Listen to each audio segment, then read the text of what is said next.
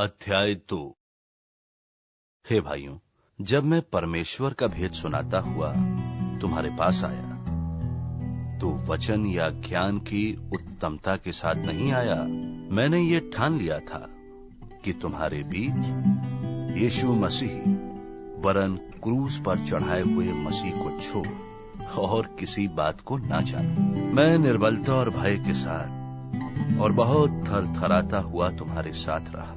मेरे वचन और मेरे प्रचार में ज्ञान की लुभाने वाली बातें नहीं, परंतु आत्मा और सामर्थ का प्रमाण था, इसलिए कि तुम्हारा विश्वास मनुष्यों के ज्ञान पर नहीं, परंतु परमेश्वर की सामर्थ पर निर्भर हो। सिद्ध लोगों में हम ज्ञान सुनाते हैं, परंतु इस संसार का और इस संसार के नाश होने वाले हाकिमों का ज्ञान नहीं, परंतु हम परमेश्वर का वो गुप्त ज्ञान भेद की रीति पर बताते हैं, जिसे परमेश्वर ने सनातन से हमारी महिमा के लिए ठहराया, जिसे इस संसार के हाकिमों से किसी ने नहीं जाना, क्योंकि यदि जानते तो तेजोमय प्रभु को क्रूस पर ना चढ़ाते।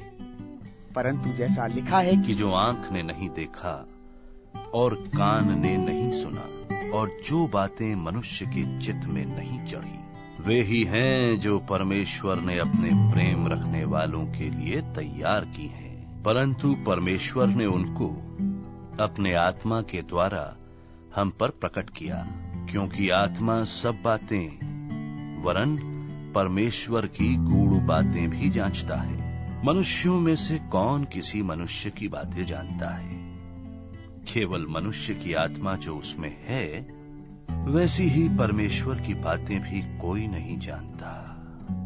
केवल परमेश्वर का आत्मा, परंतु हमारे संसार की आत्मा नहीं। परंतु वो आत्मा पाया है जो परमेश्वर की ओर से है, कि हम उन बातों को जाने जो परमेश्वर ने हमें दी है, जिनको हम मनुष्यों के ज्ञान की सिखाई हुई बातों में नहीं, परंतु आत्मा की सिखाई हुई बातों में आत्मिक बातें आत्मिक बातों से मिला मिलाकर सुनाते हैं। परंतु शारीरिक मनुष्य परमेश्वर के आत्मा की बातें ग्रहण नहीं करता, क्योंकि वे उसकी दृष्टि में मूर्खता की बातें हैं और ना वो उन्हें जान सकता है, क्योंकि उनकी जांच आत्मिक रीति से होती है।